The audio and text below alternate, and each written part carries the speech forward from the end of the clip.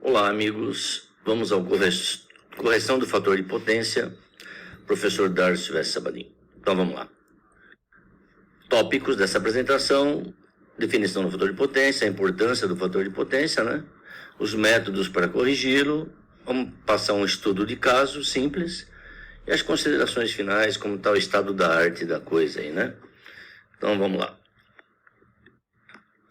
Bibliografia sugerida: Fitzgerald, Rashid, Pansini, Felipe Efraim. Também usa um livro do professor Rômulo, engenheiro Rômulo Ferreira, foi diretor da FATEC e TEC, um livro que atende também tanto técnicos, tecnólogos e engenheiros. É esse aqui, Corrente Alternada, Análise de Circuitos de Corrente Alternada, professor Rômulo, editora Érica, agora Saraiva. Então, vamos lá.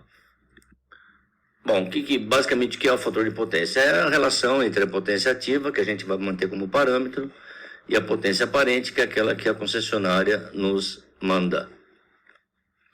Então, é o famoso triângulo retângulo, triângulo das potências, né? E DataVenha, DataPro é o cosseno de φ, o cos-φ, é o fator de potência, né?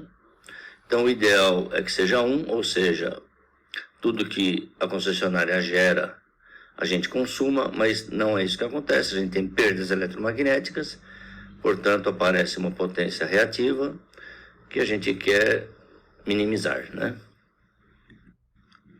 Bom, a correção do fator de potência é importante, claro, né, para melhorar aí a eficiência energética de um sistema elétrico, principalmente uma indústria, né, onde a gente tem muitos motores, né? Então o fator de potência lá é indutivo, e a gente vai querer torná-lo o máximo possível resistivo, né?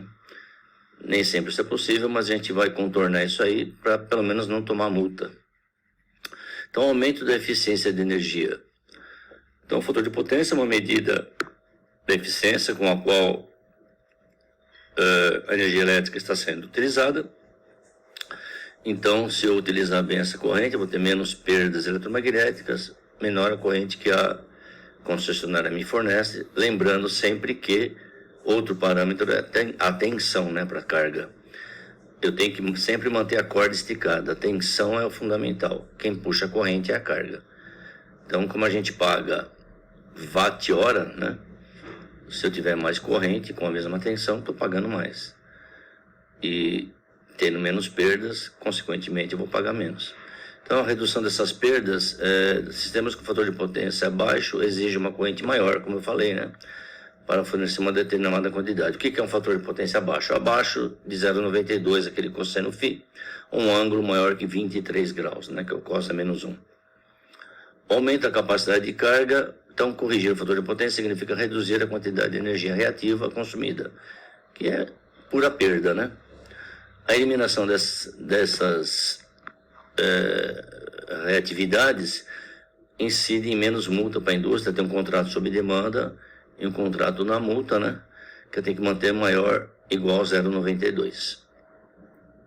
Senão incide uma multa pesada, né, sobre ela. Passando à frente. Então, em suma, o que significa a correção do fator de potência? Significa melhora da eficiência energética, por fim, reduzindo as perdas, aumentando a capacidade da carga, evitando penalidades, multas, né? Ou seja, uma redução de custos também benéfica à saúde da indústria.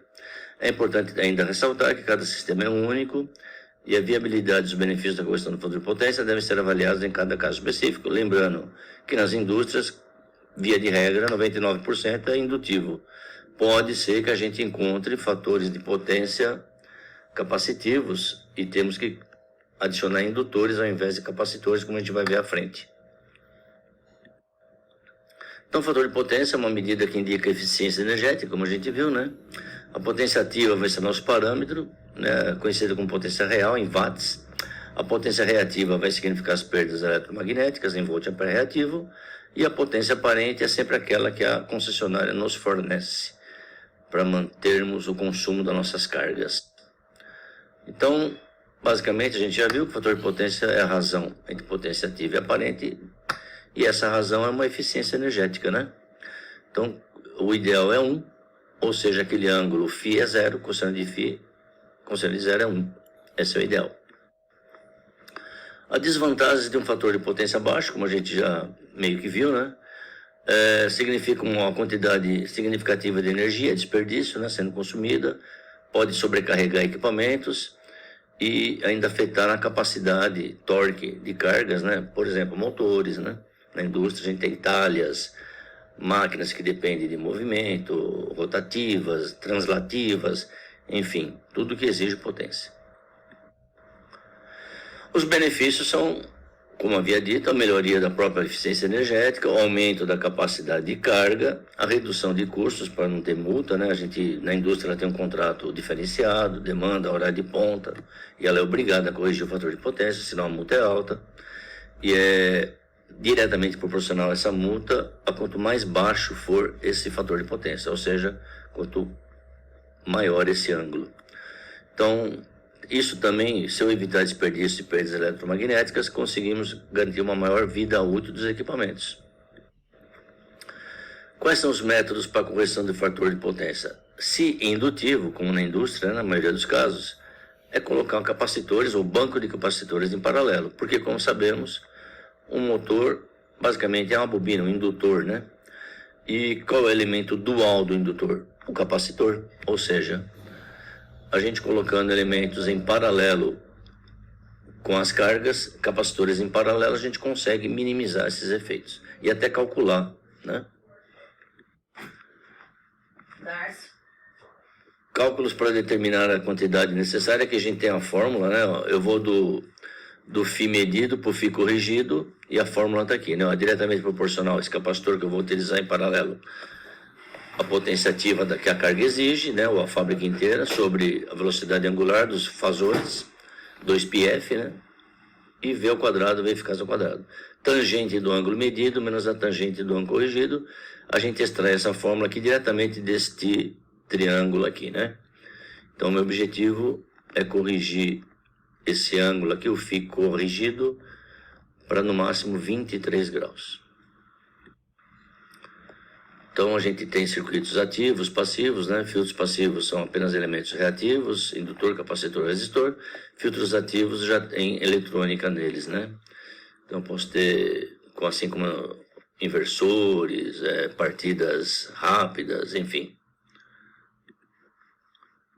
Seguindo em frente, um estudo de caso, aqui a gente apresenta um circuito que eu tenho 2 resistores, 10 ohms em série com 5 ohms e com um bobina indutor, representando o motor, sua resistência interna, e uma resistência aqui da linha 50 ohms. Então a gente nota aqui, ó, o verde é a tensão, o amarelo é a corrente, elas estão defasadas. Essa defasagem é perda, né? É aí que está a perda reativa, nessa defasagem. O ideal é eu ter um circuito resistivo que essa defasagem passa a zero. E toda a energia fornecida pela concessionária é convertida em trabalho, né?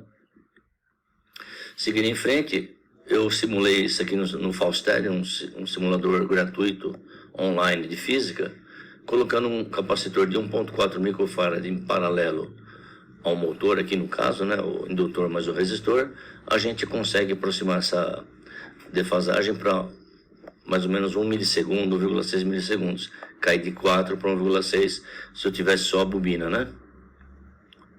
Seguindo em frente, vamos aqui ver.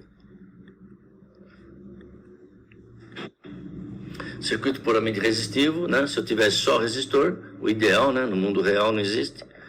A gente não tem defasagem, né? Então tudo que eu produzo eu consumo. Em série a gente não coloca jamais o capacitor, porque eu vou limitar a tensão da carga, eu vou construir um divisor de tensão e eu preciso, para manter a potência da carga, eu preciso manter a tensão. Por isso a gente coloca em paralelo. Muito embora a corrente passando igual para todos aqui, a defasagem é zero, mas isso na prática não se utiliza. Então aqui eu tenho aquele quadro comparativo, quando eu tinha só indutor, 1884,96 de indutância, colocando uma reatância capacitiva de 1894,70, a gente conseguiu diminuir a defasagem de 3,84 para 1,6 milissegundos, né? Então, a gente pode também representar como impedância, como potência, né? Impedância é V sobre I, fase da tensão, menos a fase da corrente. Então, resumindo, as tendências e avanços no controle, né? Como está o estado da arte da coisa agora na correção fator-potência. Então, agora a gente usa a tecnologia de controle, né, para essa correção do fator-potência, o estudo do controle, beneficiando de avanços dessas tecnologias novas, como virou algoritmo, né? A integração com sistemas de gerenciamento de energia supervisórios, capacitores também de alta eficiência e soluções integradas, né, vem surgindo aí, combinando diferentes tecnologias e dispositivos num único sistema. Ok? Então essa aí foi uma breve pauta aí sobre correção do fator de potência. Espero que vocês tenham gostado, curtam e dêem um like aí nesse vídeo e se inscrevam. Obrigado, Darcy Sabadinho.